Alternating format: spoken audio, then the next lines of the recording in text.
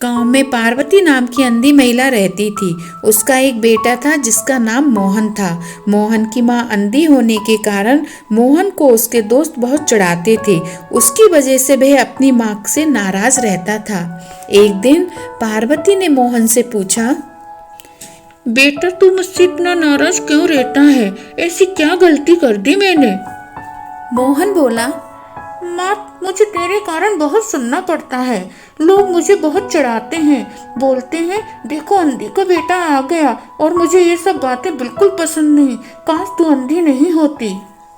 पार्वती मोहन को समझाती है और बोलती है, बेटा तुम सिर्फ पढ़ाई पर ध्यान दो, इन सब की बातें मत सोचो। जब तुम कुछ अच्छा इंसान बन जाओगे, पैसे कमाने लगोगे, तो यही लोग तुम्हारी तारीफ करेंगे। इतना सुनकर मोहन वहां से चला जाता है।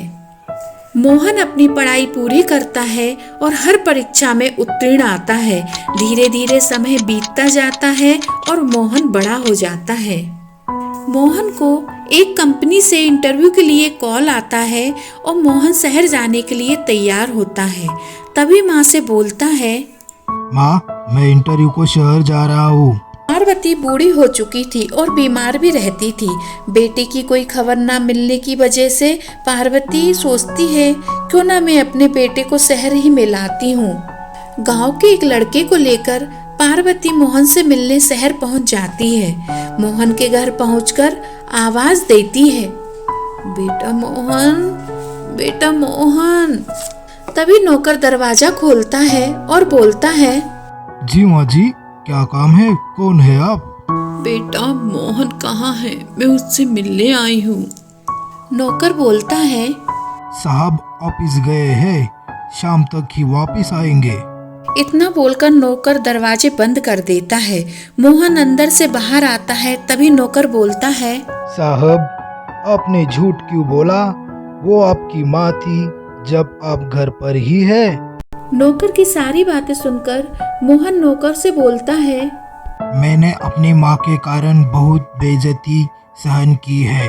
गांव में सभी मुझे अंधी का बेटा कहकर चिढ़ाते थे।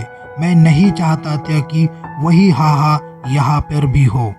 बंद दरवाजे के बाहर पार्वती खड़ी थी। मोहन की ये सब बातें सुन लेती है जो वह नौकर से कर रहा था, और एक पत्र छोड़कर चली जाती है। मोहन दरवाजा खोलता है और पत्र उठाकर उसको पढ़ने लगा था।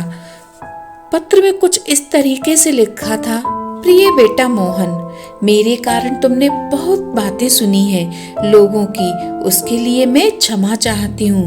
मैं तुम्हारी लंबी उम्र और कामयाबी की ईश्वर से हमेशा प्रार्थना करूंगी, पर मेरे कारण तुम्हें दुख सहने की जरूरत नहीं है, ताने सुनने की जरूरत नहीं है। मैं ये बात तुमको बताना तो नहीं चाहती थी, पर कुछ राज मैंने तुमसे छुपा के रखे थे, ताकि कभी तुम इन बातों को सुनकर खुद को कमजोर ना समझो। पर मैं ये बातें तुम्हें इस पत्र में लिखकर जा रही हूँ। बेटा, जब तू छोटा था, 5 वर्ष का था, छत पर खेल रहा था। खेलते खेलते तू छत से नीचे गिर गया। गिरने के कारण तेरे सर पर बहुत चोट आई। डॉक्टरों के द्वारा इलाज करने पर पता चला तेरे आंखों की रोशनी जा चुकी है। जब मैंने डॉक्टरों से पूछा मेरा बेटा कभी देख सकता है, तो डॉक्टरों ने स्पष्ट मना कर दिया, अब आपका बेटा कभी नहीं देख सकता। हाँ माँ जी, अगर आपके बेटे को कोई आंखें दान कर देता है तो वह देख पाएगा। तो बेटा, मैं कभी ये नहीं चाहती थी कि तू ये हरी भरी दुनिया ना देख पाए, तो बेटा मैंने अपनी आंखें तुझे दे दी थी। मैं तब से अंधी हो गई ताकि तू लोगों के ताने ना सुने। बेटा, तू हमेशा खुश रहे, एक माँ की यही दुआ है। तुम्हारी माँ। मोहन पत्र पढ़कर बहुत रोता है और चिल्लाता हुआ माँ के पीछे निकल पड़ता है। तभी माँ बस में चढ़ने वाली थी और उनके पैरों को पकड़कर जोर जोर से रोने लगता है और बोलता है, माँ मुझे माफ कर दे, मैंने तुझे बहुत दुख दिया है, क्या क्या नहीं बोला, फिर भी तू चुप रही। मैं बेटा कहलाने के लायक नहीं हूँ, मुझे माफ कर दे। तूने तो अपनी आंखों से मुझे दुनिया दिखा दी और खुद के जीवन में अंधेरा कर लिया।